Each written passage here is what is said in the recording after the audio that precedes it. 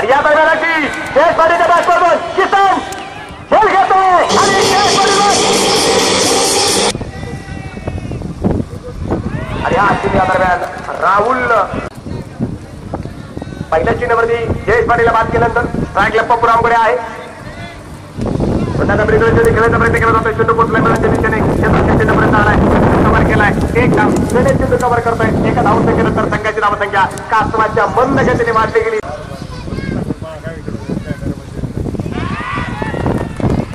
हा चेंडू सुरेख, हा चेंडू सुरेख दूरवरून चर्चा करायचा फलकावर.